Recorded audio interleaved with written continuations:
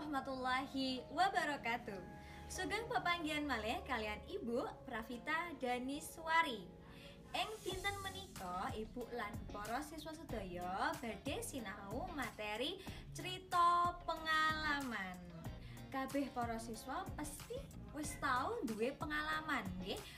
Pengalaman sing nyenengake, yang membuat senang, pengalaman sing sedih, pengalaman sing gawe lara ati. Mbok menawa mesti kabeh wis tau duwe pengalaman. Nah, pengalaman kuwi ora mung disimpen tok, jadi nggak cuma kita simpan saja, tetapi harus dibagikan dengan cara diceritake. Mulane saiki awak dhewe arep sinau cerita pengalaman. Kompetensi dasar ingkang sepisan 3.2 memahami tujuan, fungsi menceritakan pengalaman. Kemudian KD 4.2 menyusun teks lisan dan tulis untuk menceritakan pengalaman. Nah, sakniki sapa sik ngerti apa kuwi cerita pengalaman? Apa sih itu cerita pengalaman?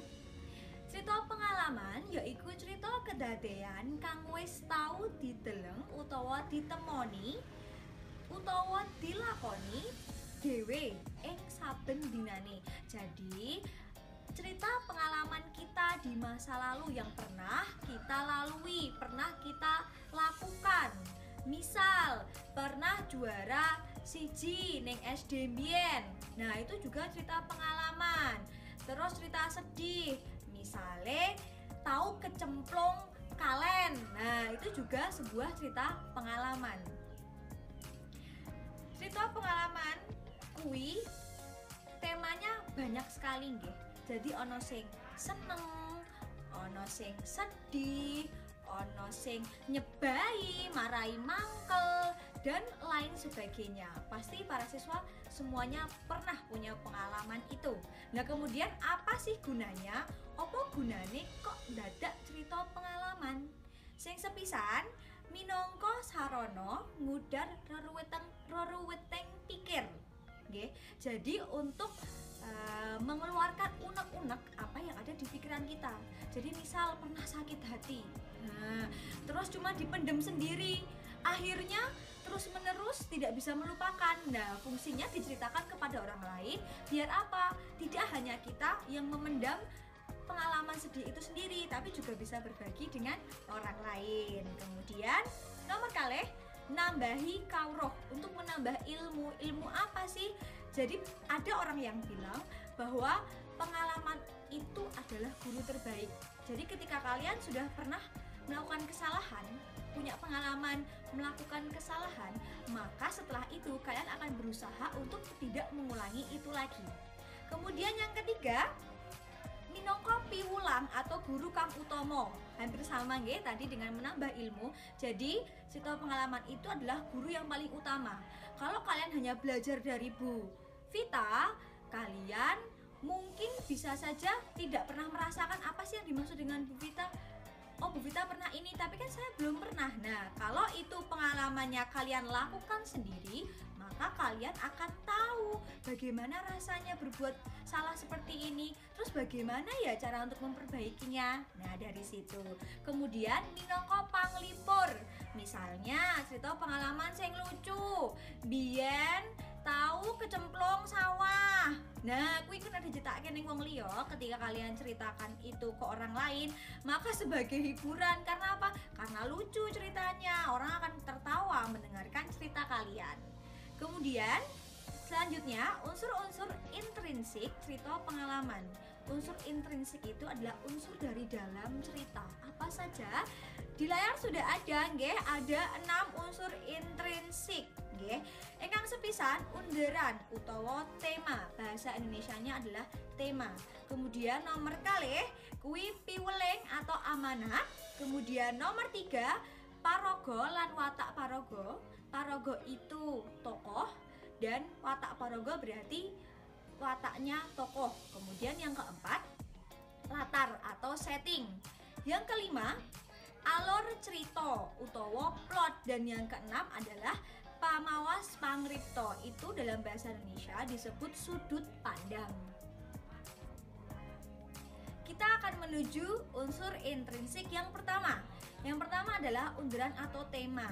Underan yaiku perkara kang dadi landesan utawa dasaring cerita. Jadi sebelum membuat cerita atau sebelum menceritakan itu kan pasti harus menentukan temanya dulu. Ya toh, betul toh? Harus punya tema. Misalnya tema menyenangkan, temanya seneng. Nah, nek tema seneng berarti ceritanya tentang lulus kanthi biji sae, misalnya wisuda nilainya bagus, terus tahu juara lomba pencak silat. Nah, itu cerita pengalaman sih menyenangkan. Kemudian kalau cerita yang sedih, misal ditinggal pas lagi sayang-sayange, waduh, lagu cerita sedih kuwi contone. Liyane misale sedih kuwi maaf misalnya simbahnya sedo atau simbahnya meninggal. Nah, itu juga cerita pengalaman yang menyedihkan itu. Pokoknya kalau cerita pengalaman itu yang paling jadi dasar nomor 1 adalah tema. Kemudian nomor 2, piweleng itu sama dengan amanat atau pesan moral. Piweleng nggih menika pesen pangripta kanggo para pemaos. Piweleng utawa pesen iku wujudnya pitutur, jadi dalam bentuk nasihat ya. Misalnya pernah kepergok nyontek. Nah, konangan le nyontek, ceritane ngono kuwi. Nah, piwelenge apa? Aja nyontek, ndak apa, ndak kena batune, seperti itu. Kita menuju unsur intrinsik yang nomor 3. Paraga utawa tokoh. Jadi setiap cerita pasti ada tokohnya. Kalau tidak ada tokoh, lah siapa yang menjalani cerita itu? Kan nggak tahu. Nah, tokoh utawa paraga kuwi wong utawa arane wong kang diceritakake utawa dadi underaning cerita ing cerkak. Jadi tokoh atau paraga itu yang diceritakan gitu dalam sebuah cerita. Misalnya tokohnya kamu apa? Kamu juara kelas, itu tokohnya. Kemudian atau bisa menggunakan pengalamannya ibu, misalnya ibuku tahu belanja lali ra nggawa duit. Nah, misalnya itu tokohnya ibu gitu. Kemudian yang keempat itu latar cerita. Latar cerita ada 3 nggih latar cerita. Ingkang sepisan latar wektu, ingkang kaping kalih papan utawa tempat, ingkang kaping 3 itu swasana. Jadi waktu, tempat, dan suasana itu 3 latarnya. Kalau tempat misalnya di pasar, kalau waktu misalnya enjing pagi hari utawa awan utawa bengi. Terus nek suasana misalnya suasanane sedih, suasanane seneng, suasanane prihatin. Nah, seperti itu. Kemudian yang nomor 5 ya kuwi alur cerita utawa plot. Alur cerita, dalam sebuah cerita pasti harus ada alurnya. Ya, alurnya ini dibagi menjadi 3. Sepisan alur maju. Alur maju kuwi urutan cerita saka kadadean kang wis kepungkur maju nganti kedadean saiki. Contohnya misalnya aku wayahe arep ujian nasional sinau mempeng. Terus pas ujian jujur, akhirnya pas ujian rampung etuk biji sing apik. Nah, itu alur maju. Jadi urutannya maju. Ya, dari belajar kemudian melaksanakan ujian, setelah ujian dapat nilai bagus, itu maju. Kemudian kalau alur mundur kuwi urutan cerita saka kedadean sing saiki mundur kedadean sing wis kepungkur, jadi flashback. Misale sekarang kalian SMP atau MTS ya, kelas 7. Nah, terus cerita pengalaman biyen GSD. Biyen GSD ki aku tahu dibully koncoku. Nah, kuwi tahu dibully koncoku pas SD.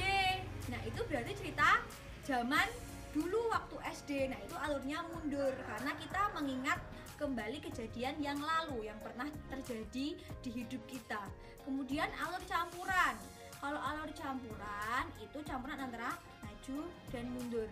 Jadi misalnya maju dulu, ceritanya apa sampai zaman sekarang. Terus tiba-tiba kelingan zaman dulu, keinget zaman dulu lagi. Terus nanti balik lagi ke zaman sekarang. Nah, itu alur maju mundur campuran, okay? Kemudian ingkang nomor 6 prinsipnya pamawas pangripta utawa sudut pandang. Sudut pandang ini di sini adalah carane pangripta. Pangripta itu pencipta cerita, netepake diri pribadi ing cerita. Jadi kita itu sebagai apa di sini? Gitu loh, di cerita ini. Itu ada dua. Pamawas wong kapisan sama pamawas wong katelu. Nah, kalau pamawas wong kapisan itu biasanya menggunakan tokoh aku. Jadi si pembuat cerita itu menceritakan dirinya sendiri. Makanya pakai tokoh aku. Misalnya aku biyen zaman SD tahu dibully koncoku. Mergo kedadean kuwi aku dadi wedi. Nah, itu menggunakan kata aku. Kalau tokohnya aku berarti pamawas wong kapisan atau orang pertama. Oke, sudut pandang orang pertama itu pasti menggunakan tokohnya aku. Nah, kalau pamawas wong katelu itu sudut pandang orang ketiga. Kalau orang ketiga maka menggunakan nama-nama tokoh lain. Misal tadi menceritakan ibunya. Ibuku tahu neng pasar lali ranggowo dompet. Berarti kan tokohnya ibu. Ibu ini adalah sudut pandang orang ketiga karena bukan diri sendiri. Utawa nyeritake koncone, si Laila biyen kuwi tahu jejer karo aku ke SD, koncoku saka SD tekan saiki SMP. Berarti kan menceritakan si Laila. Nah, berarti ibuku, si Laila, terus nanti ada lain misalnya si Madun, si Agus. Nah, kalau pakai nama berarti sudut pandang orang ketiga. Ingat ya, kalau orang pertama pakai aku, kalau orang ketiga menggunakan nama tokoh. Nggih, mekanten kalau wau materi bab cerita pengalaman. Matur nuwun awit kawigatosanipun para siswa. Terima kasih atas perhatiannya. Jangan lupa dicatat di buku catatan kalian. Matur nuwun. Wassalamualaikum warahmatullahi wabarakatuh.